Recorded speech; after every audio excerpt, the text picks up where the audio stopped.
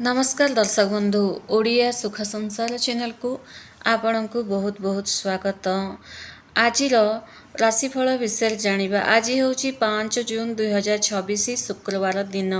आज राशिफल मेष ठारू मीन किपरि रहिबो एवं ता आगरु आज पंचांग विषय जानिबा। आज पंचांग हूँ 5 जून 2026 शुक्रवार। सूर्योदय समय सकाळ 5टा बाजिकी 12 मिनिट, सूर्यास्त समय संध्या 6टा बाजिकी 27 मिनिट। मास रहिबो ज्येष्ठ मास कृष्ण पक्ष। तिथि रहिबो पंचमी तिथि 1 बाजिकी 6 मिनिट पर्यंत। तापर षष्ठी तिथिटा आरंभ हो। नक्षत्र रहिबो श्रवण नक्षत्र। 6 जून सकाळ 5टा बाजिकी 46 मिनिट पर्यंत रहिबो। तापर धनिष्ठा नक्षत्र आरंभ हो। आज चंद्र रहिबे मकर राशि रे, सूर्य वृष राशि रे एवं रोहिणी नक्षत्र रे गोचर करुछंती। आज शुभ समय रहिबो ब्रह्म मुहूर्त समय रहिबो सकाळ 3टा बाजिकी 55 मिनिट रु 4टा बाजिकी 37 मिनिट। अभिजित मुहूर्त रहिबो द्विपहर 11टा बाजिकी 28 मिनिट रु 12टा बाजिकी 22 मिनिट पर्यंत। आज अमृतकाल समय रहिबो रात्र 9टा बाजिकी 45 मिनिट रु रात्रि 11टा बाजिकी 30 मिनिट पर्यंत। आसंतु वर्तमान आमे जानिबा आज राहुकाल समय रे। राहुकाल समय सकाळ 10टा बाजिकी 35 मिनिट रु द्विपहर 12टा बाजिकी 19 मिनिट पर्यंत। जमगंड समय रहिबो द्विपहर 3टा बाजिकी 48 मिनिट रु संध्या 5टा बाजिकी 32 मिनिट पर्यंत।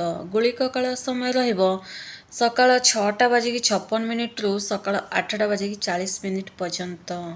राहुकाल समय कौनसी भी शुभ कार्य करा जाए नहीं। आज निषेध खाद्य होची बेल।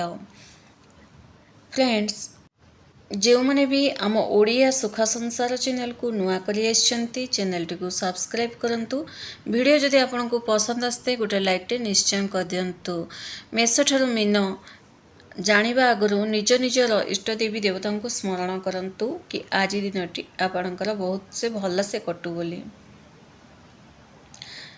सफलता केबे मापी हुए नहीं किए केते ऊपर को उठी फ्रेंड्स, बरम यह मापी हुए जे पड़ी जीवा परे से केते थर साहसर सह पुणी उठी छिड़ा होइछि। जीवन रे समस्या जेते बड़ हेले मध्य निज आत्मविश्वास और धैर्य को केबे हरांतु नहीं। आज दिनटी आपणक पई शुभ एवं मंगलमय हो। आसंतु वर्तमान आमे जानिबा मेष ठारू मीन आपणकर किपर रहिछि। मेष राशि, आज आपण कर्म क्षेत्र में निजर दक्षता प्रतिपादन करिवे। कार्य क्षेत्र में आपण भल रही। आपणकर कौशलपूर्ण व्यवहार अन्य मानंकु आपणर करिवारे साहाय्य करिवो। परिवार सुख शांति रहिबो। आज संध्या बेले बुलाबुली करिवार प्लान मध्य करिवे। मन आज आपणकर अपराह्न परे बहुत प्रसन्न रहिबो। आज आपण हनुमान चालीसा पाठ करंतु। 21 तलाका दिनटी बहुत शुभरे कटिबो। वृष राशि, आज आर्थिक स्थिति रे सुधार आसीबो। अटकी जाइतला काम बनिबाकु लागिबो एवं टंका जदि काहाकु देइचंती आज आपण फेरी पाइबे जदि आपण मागिबे। व्यवसाय रे नुआ सुजोग मिलिबार संभावना रहिछि। नुआ कामर दायित्व आपणकर बढ़िबो। बिजनेस व्यापार आज भल रहिछि किंतु निजर कामर दायित्व निजे ही नियंतु एवं ता सहित निज स्वास्थ्य प्रति मध्य जत्न नेबा आवश्यक। निजको फिट रखिबाकु चेष्टा करंतु।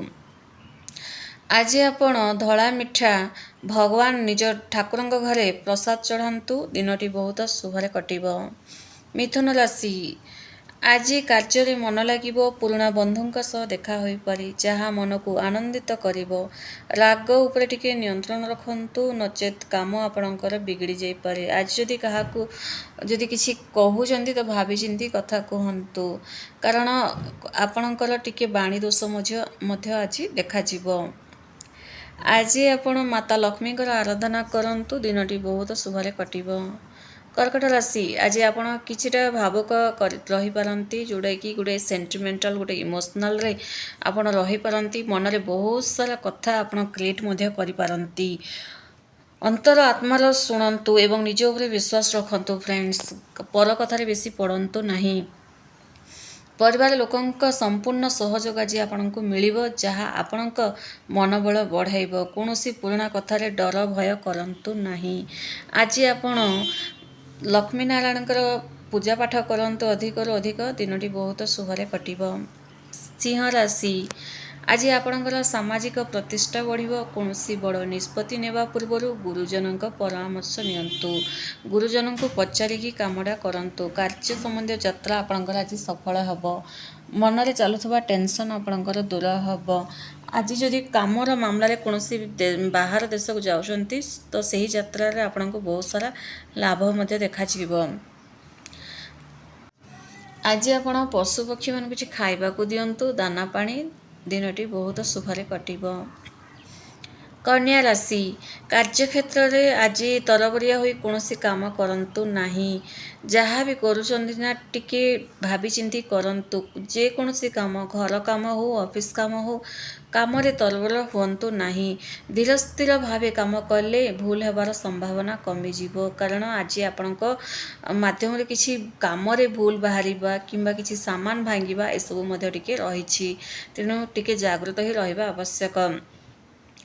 ଆର୍ଥିକ ମାମଲାରେ ଆଜି ଟିକେ ସତର୍କ ହୋଇ ରହିବା ଉଚିତ। କାହା ସହିତ ନିଜର ଆର୍ଥିକ ମାମଲା ବିଷୟରେ କଥା ହୁଅନ୍ତୁ ନାହିଁ କିମ୍ବା କେଉଁଠି ବି ଯଦି ଆପଣ ସିଗ୍ନେଚର ଦେଉଛନ୍ତି ଟିକେ ଭାବିଚିନ୍ତି ସିଗ୍ନେଚର ଦେବା ଆବଶ୍ୟକ। ଏବଂ ତା ସହ ନିଜର ଭାଇ ଭଉଣୀଙ୍କ ସହ ମଧ୍ୟ ଆଜି ବେଶୀ କଥାବାର୍ତ୍ତା ହୁଅନ୍ତୁ ନାହିଁ, ନଚେତ୍ ବାଦ ବିବାଦ ଦେଖାଦେଇପାରେ। ଆଜି ଆପଣ ସୂର୍ଯ୍ୟଦେବଙ୍କୁ ଜଳ ଅର୍ପଣ କରନ୍ତୁ। ଦିନଟି ବହୁତ ଶୁଭରେ କଟିବ। ତୁଳା ରାଶି, ଆଜି ଦିନଟି ଆପଣଙ୍କ ପାଇଁ ବହୁତ ଶୁଭ ରହିଛି। କୌଣସି କାମ ପାଇଁ ଯେଉଁ ଅପେକ୍ଷା କରିଥିଲେ ସେହି ଅପେକ୍ଷାର ଅନ୍ତ ହେବ ଏବଂ ସେହି କାମର ମାମଲାରେ ଆପଣଙ୍କୁ ଆଜି କିଛି ଭଲ ଖବର ମଧ୍ୟ ମିଳିପାରେ। ପ୍ରେମ ଓ ପାରିବାରିକ ଜୀବନ ଆପଣଙ୍କର ଆଜି ମଧୁର ହେବ। ମାନସିକ ଶାନ୍ତି ମିଳିବ। ଖୁସି ମିଳିବାକୁ ଲାଗିବ।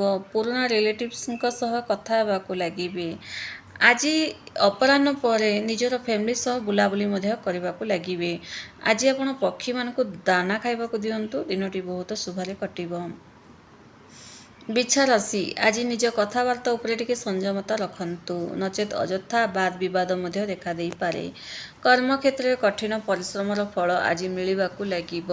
ଯାହା ବି କରୁଛନ୍ତି ଭାବିଚିନ୍ତି କରିବା ଆବଶ୍ୟକ। ଆଜି ମନପସନ୍ଦର ସ୍ୱାଦିଷ୍ଟ ଭୋଜନ ମଧ୍ୟ ଆପଣଙ୍କୁ ମିଳିପାରେ।